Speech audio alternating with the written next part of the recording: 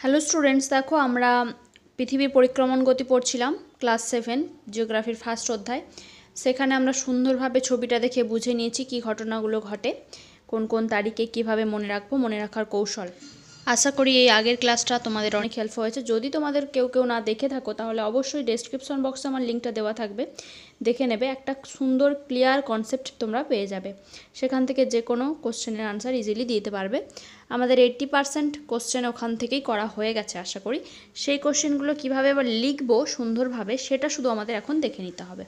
দেখো, যেমন অপসূর অবস্থান কি বলবো, পৃথিবী সূর্যকে প্রদক্ষিণকালে, বলেছিলাম অপকথার অর্থ দূরে।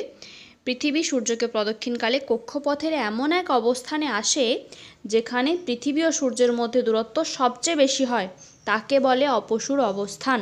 এই কথাটা বলবে অপসূর অবস্থান, অপসূর নয়। অপসূর অবস্থান বললে খুব সুন্দর দেখায়, ঠিক আছে। তারপর আমরা প্যারা করে দিয়ে দেবো তারিখ 4 জুলাই। আমরা জানি, অবশ্যই তোমরা ছবিতে চিত্রতে বুঝে নিয়েছিলে। এবং দূরত্ব 15,20,00,000 কিমি। দূরত্বটাও কিভাবে মনে রাখবো তার টিক্সের মাধ্যমে আমরা জানি, সেটা আগের ক্লাসেই শিখেছি। অনেকে কি করে, পুরো কথাটা একেবারেই লিখে দেয় সংজ্ঞার মধ্যে, কি যে 4 জুলাই তারিখে পৃথিবী ও সূর্যের মধ্যে দূরত্ব সবচেয়ে বেশি হয় 15,20,00,000 কিমি, তাকে বলে অপসূর অবস্থান। তার থেকে এইভাবে লিখলে খুব সুন্দর হয়, ঠিক আছে। এইভাবে তোমরা লেখার চেষ্টা করবে পয়েন্টের মাধ্যমে এবং পরিষ্কার পরিচ্ছন্নভাবে। দেখো, একইভাবে অনুসূর অবস্থানটা লিখে নিতে পারবে, তোমরা লিখে নেওয়ার চেষ্টা করবে, তাতে তোমাদের সুবিধা হবে। কি লিখবে, শুধু দেখো কথাগুলো একই থাকবে, একটু চেঞ্জ হবে। কি দেখে নাও। পৃথিবী সূর্যকে প্রদক্ষিণকালে কক্ষপথের এমন এক অবস্থানে আসে যেখানে পৃথিবী ও সূর্যের দূরত্ব সবচেয়ে কম হয়, তাকে বলো অনুসূর অবস্থান। অনু কথার অর্থ ক্ষুদ্র বলেছিলাম এবং অপকথার অর্থ দূরে, সেটাও তোমরা এখানে প্যারা করে লিখে দিতে পারো, তাহলে আরও সুন্দর হয়। একইভাবে তারিখ দিয়ে দেবো 3 জানুয়ারি, দূরত্ব দিয়ে দেবো 14,70,00,000 কিমি।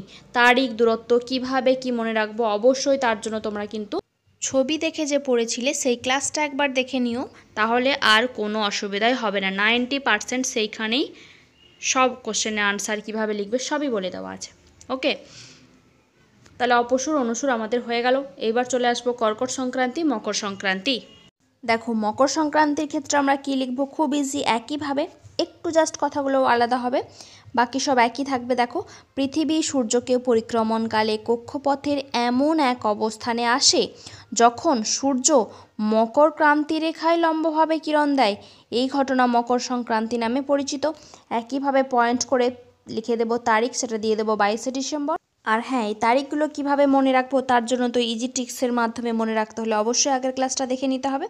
আশা করছি তোমাদের জন্য অনেক অনেক হেল্পফুল হবে। প্রভাব বা ফলাফল কি, এর ফলে কি হয়, তাই তো। দেখো, মকর ক্রান্তি রেখায় সূর্য লম্বভাবে কিরণ দেয়। মকর ক্রান্তি রেখা কোন গোলার্ধে অবস্থিত, দক্ষিণ গোলার্ধে অবস্থিত। তাই কি হবে, দক্ষিণ গোলার্ধে দিন সবচেয়ে বড় এবং রাত্রি সবচেয়ে ছোট হয়, এবং উত্তর গোলার্ধে ঠিকের বিপরীত অবস্থা হয়। এইটুকু লিখলেই হবে। আশা করি বুঝতে কোনো অসুবিধা হচ্ছে না। এরপর আমরা একইভাবে লিখে ফেলব কর্কট সংক্রান্তি, যেভাবে অপসূর অনুসূরটা ইজিলি একটা থেকে অন্যটা লিখে নিচ্ছিলাম। দেখো কি বলবো কর্কট সংক্রান্তির ক্ষেত্রে, পৃথিবী সূর্যকে পরিক্রমণকালে কক্ষপথের এমন এক অবস্থানে আসে যখন সূর্য, সেটা ছিল মকর ক্রান্তি রেখা, এটা হবে কর্কট ক্রান্তি রেখায় লম্বভাবে কিরণ দেয়। এই ঘটনা কর্কট সংক্রান্তি নামে পরিচিত। ইজিলি তারিখটা দিয়ে দেব আমরা। কর্কট সংক্রান্তি হচ্ছে 21শে জুন। প্রভাব বা ফলাফল, এটা কি হবে, উত্তর গোলার্ধে দিন সবচেয়ে বড়, রাত্রি সবচেয়ে ছোট হয়, এবং দক্ষিণ গোলার্ধে ঠিকের বিপরীত অবস্থা হয়। ওকে, কত ইজি তাই না। এরপর আমরা একইভাবে চলে আসবো জলবিষুব। প্রথমেই প্যারা করে লিখব বিষুব কথার অর্থ হলো সমান।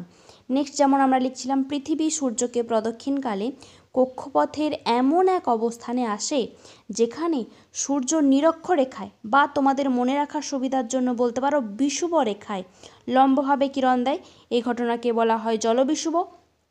বিষুব রেখায় বলবে, তোমাদের মনে রাখতে সুবিধা হবে, কোশ্চেনের মধ্যে কথাটা লুকিয়ে আছে। তারপর একইভাবে তারিখ দিয়ে লিখব 23শে সেপ্টেম্বর, এবং প্রভাব বা ফলাফলে লিখব এর ফলে উভয় গোলার্ধেই দিন রাত্রির দৈর্ঘ্য সমান হয়। ওকে, একইভাবে নিশ্চয়ই মহাবিষুব লিখতে কোনো অসুবিধা হবে না, শুধু তারিখটা আলাদা হবে, সেটা তোমরা জানো 21শে মার্চ। বাকি প্রত্যেকটা কথায় একই থাকবে, তাই তো? তাহলে মহাবিষুবটা নিজেরা লিখে নেওয়ার চেষ্টা করো, যদি অসুবিধা হয় কমেন্ট করে জানিও, আমি রয়েছি। এখন এই পর্যন্তই। আশা করি বুঝে নিতে বা মনে রাখতে কোনো অসুবিধা হবে না। যদি ভালো লাগে সঙ্গে থেকো এবং শেয়ার করতে ভুলো না।